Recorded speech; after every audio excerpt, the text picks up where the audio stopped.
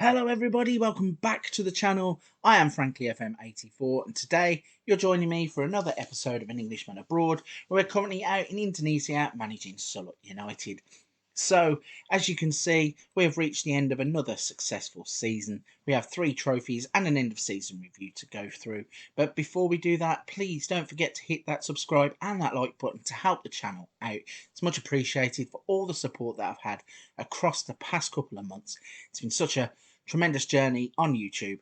I've enjoyed it thoroughly. Thank you all for your support. But if you've done that already, let's have a jump into this end of season review and see what's been happening.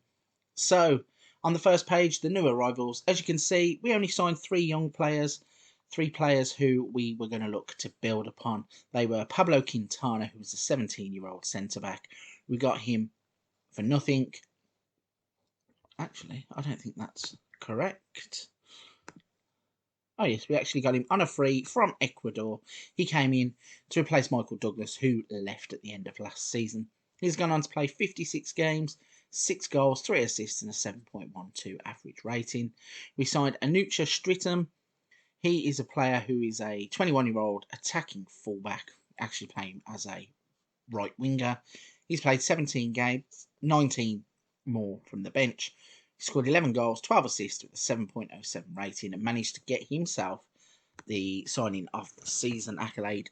The board are pleased. They gave it a C+, but gave him signing of the season, which is a little bit strange, but hey ho. And then we signed Wayu Eka. The board were delighted with that, gave us an A+. Got him on a lower wage than what we would have expected to pay somebody of his ability.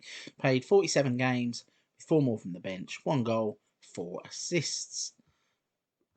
So the season's results. So, as you can see in the Shopee Liga 1, we did what we have done the last couple of seasons and went and won the league. Only lost 1 game this season. With a goal difference of 86, we achieved 93 points. We had an average home attendance of 2,357. Ahmed Maya was the competition top scorer with 38 goals. We then won the AFC Champions League for the first time. We had an average home attendance of that for 2,357, and the board are pleased to give us. Oh, okay, that's not updated, has it?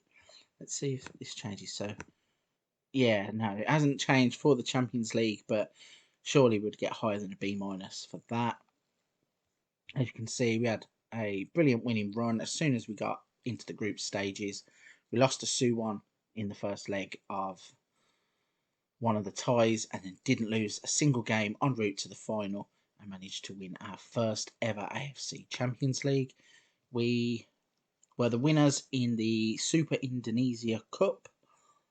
Not important to the board, only a C+ for that. That is like the Charity Shield.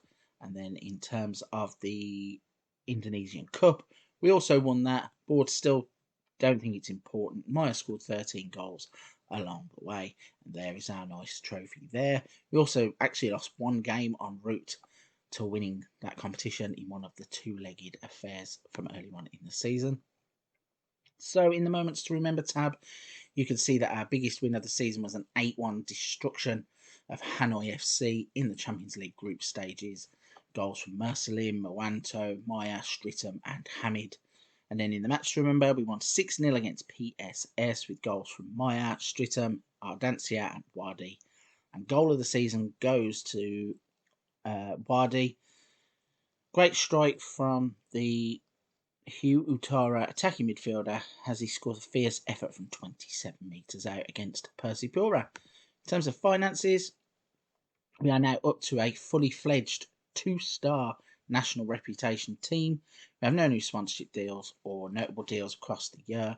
Our sponsorship revenue was down slightly from last year from 335 to 275 in terms of thousands. The broadcast revenue is up to 207,000. Corporate and hospitality is up to 22,000 from 8,000.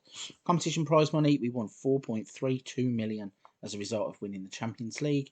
Fantastic there. Matchday commercial revenue is up to 8,780. And then total merchandise sales was £4,120, with 412 of that for non-domestics. We sold 197 shirts, with Matthias Firmino being the most popular. Hamid, Maya, Prosecco and Wadi all coming in the top 5 as well. And when we look at how we lined up, let's just see, these are a little bit broken. So yeah, this is not the lineup that we play because Michael Douglas didn't play a single game this season. But you get the grasp of how we would have lined up. And in terms of accolades, so won League One Best Coach of the Month for December personally. And then in terms of club awards, we had Moya with Fans Player of the Season. Firmino was Young Player of the Season, even though he's 22. Does that class as Young Player? Strittam was Signing of the Season. Wadi was Goal of the Season. Top goal scorer was Maya with 66 goals across the season. 30 assists for Keiki in a single season, which is fantastic. 15 Player of the Match awards went to Ahmed Maya. 7.5 average rating was also Ahmed Maya. And then Keiki had most passes completed per 90 minutes, which was 46. In terms of record breakers, so Maya's 66 goals was a record broken. Most league goals in a season, 38 for Maya. Mwanto was most goals in a game with 4. And also Maya got most league goals in a game with 4. Then Keiki had most assists in the season with 30. Maya's 15 Player of the Matches. Quintana's discipline was pretty terrible. 23 yellow cards across the season. That's an amazing number of yellow cards. Didn't get a single red though, so not as bad as it could have been. Bakhtiar is now the most league appearances by a player. At the age of 22, he's got 132 appearances. Maya scored the most league goals by a player with 105. And then Michael Douglas, we received £2.5 million as he moved back to Brazil. And then our youngest ever goal scorer was Pablo Quintana at the age of 16 years, 288 days. So in terms of history in the making, we won the League One, we won the Cup, we won the Super Cup, and also the Asian Champions League. So it was an absolute brilliant season for the club, and it gives us a solid foundation for what may turn out to be our last season at Sulut United. Now we've won the Champions League, which is the ultimate goal. We have built Sulut United into a force in Asian football. If we can go and repeat that, then there may be nothing else we can achieve. All eyes will be on the Indonesia manager's job. I'm not too sure whether you can manage them in the games or not. It seems to be a struggle to get an international job, even though you're absolutely flying domestically. But it's something that I definitely will be looking at in the next season. And then we will go from there in terms of what happens next. But that's going to wrap this episode up. Only a short and sweet season review. I am now going to push on into the new season. I don't know if we can really make any signings that are going to improve this team. We're young, we're fresh, we are a team that is still developing, so there may be a few youth team players that either get promoted or get signed up, but in terms of big signings, not a lot of money. Don't really want to be signing too many more foreigners because of the quotas and whatnot, so we will look at that as we go along.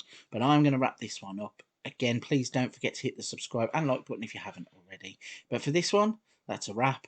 Thank you for watching, and I'll see you next time.